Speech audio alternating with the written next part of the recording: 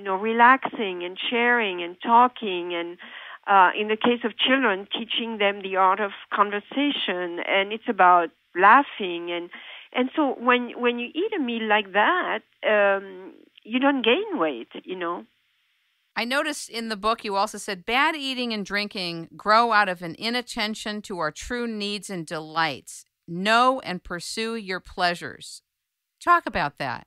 That is the kind of motto of all my books, is the pleasure factor. I talk a lot, being French, I like a lot of things in three, and 3 meals a day. Always have meals with what I call the three substance: protein, carb, and fat, which means right away no diet, because most diets eliminate some. It's the no carb diet or no this diet. And of course, if you deprive yourself, you're going to lose a lot of weight, but it's temporary. And then your body is going to take revenge, and it's going to be worse in most cases. But in the 3 P's, I have words like pleasure, portion, and planning. And the pleasure factor, of course, means that something that you have, it's not an art, it's a habit. And so you need to practice. And in our society, especially the 21st century trap of haste, we don't take time, and so the pleasure factor doesn't even exist. And cooking gives you so many pleasure. Small pleasure that is amazing. And, when I wrote the cookbook, I had developed what I do at the end of each book, a kind of a list of definition of what cooking is. And I came up with like 39 or 40 definitions.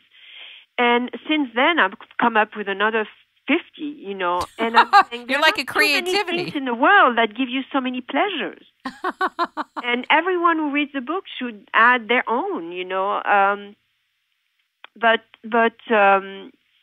I think cooking connects you to food, and then you have to commit yourself to another way of feeding yourself. You only have one body, and you should respect it. And by eating, all this junk food, or overeating, or binging, or eating all this kind of prepared, unnatural food, you're abusing, in a way, your body. And I'm trying to tell you that, you can't change overnight, but you can do a few steps at a time. And certainly my first book gives you lots of tips, and as I said to a woman last night at a lecture, you don't have to do the 100 things at once. Start with 2 or 3 things that are easy for you, like drinking more water, like going for a walk, like eating yogurt, which burns fat cells, and then add them up as you go, And that's the feedback I get from the last 6 years of women who have succeeded not only in losing the weight, but in maintaining their new weight and their new lifestyle, and telling me, how I changed their life, and how they've discovered, eating with their senses, eating with pleasure, and all that joy that kind of comes out, and that they can, it's contagious, and people around them, from family to colleagues, notice them. And then also in the way you look, when you eat well and you drink well and you sleep well, your skin looks better, your hair looks better, you feel better. I have nothing against, fat people if that's the way they like it. But I can't believe that they can be happy, because you can't be comfortable, and you can have the energy and the mood that you have when you find yourself fit and healthy. And in our society, we need to make an effort to get, I'm not talking about skinny or anorexic, just normal. And the change is tremendous. Every day when I talk, I have women who come to me and said, I didn't write you, but this is my picture before 5 years ago, and I lost, 30, 40 pounds, and I'm just such a different person. And I said, well, I'm glad, but I'm not surprised, because I know, been there, done that. I loved how you shared that in the book, and I loved that you share about the little changes that are made make a big difference in the long run, and that these incremental changes and even keeping a food log, I thought was great. And I've heard about that, actually. Well, that's one of the key elements at the beginning because, and I see it from my email, women would write to me and say, oh my God, I never realized what I eat in a day. Because a lot of, especially women, we eat too many times for the wrong reason. And they're mostly psychological. It's all in our head. It's because we are tired or stressed or frustrated or unhappy or, all of the above. And very rarely is it because we're really hungry. And so, when I see people who tell me they eat 6-8 meals a day, I say, wait a minute. When you write what you eat, write also where you ate, and what time, what you eat, why you ate, and how much you ate. And they're bright women. They figure it out when they read it. They don't need to do it for 6 years. After a few weeks, it comes out in the journal. What is it? Why you eat when you eat, and you really don't need to eat. And the 3 meals are very important, but, in the cookbook I have, in French Women Don't Get Fat, I talk about, the leek broth and the soups and many things that are very good for you to lose weight. But in the cookbook, I really have a magical recipe, and that's a breakfast recipe.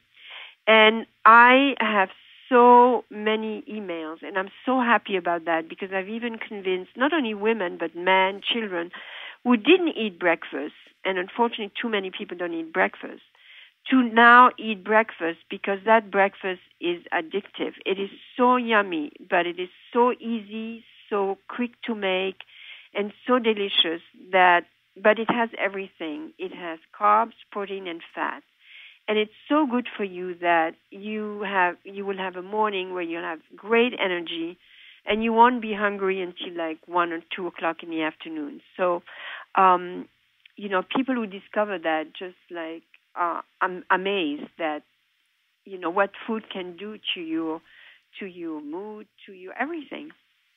Now I have in my possession French Women Don't Get Fat: The Secret of Eating for Pleasure, and also French Women for All Seasons: A Year of Secrets, Recipes, and Pleasure.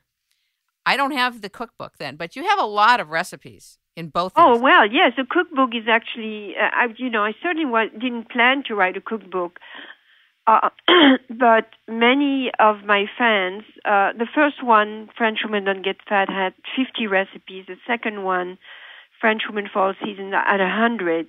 What they had in common was that they were based on a few ingredients, very easy to make, quick, 30 minutes or less, and not expensive. And so a lot of young women who never knew how to cook discovered that cooking was not so hard after all and not intimidating. And they begged for more recipes. And finally I said, with what I've learned, I can easily put some recipe together. So I looked, I could have, with all the boxes of recipes I have, I could write a dozen cookbooks, but I wouldn't. But what I did was I sorted out 150 new recipes, and they're mostly from my life in Provence and my family, but the easy and the quick ones. And they are based on easy cooking because, when you cook a lot, a long time, you can, and some dishes are wonderful when they're cooked a lot, like beef bourguignon, of course, but you don't eat this every day. But on a daily basis, it's much better for you to steam the vegetables or the fish, or to eat it en papillote in a foil. And in the cookbook, I have 150 recipes, and many, all of them actually are done same way in 30 minutes or less. But I picked recipes for breakfast, for lunch, for dinner. But I also have a chapter about eat your fish and vegetables, because I think they're very important, and you don't have to eat, a pound of fish. And you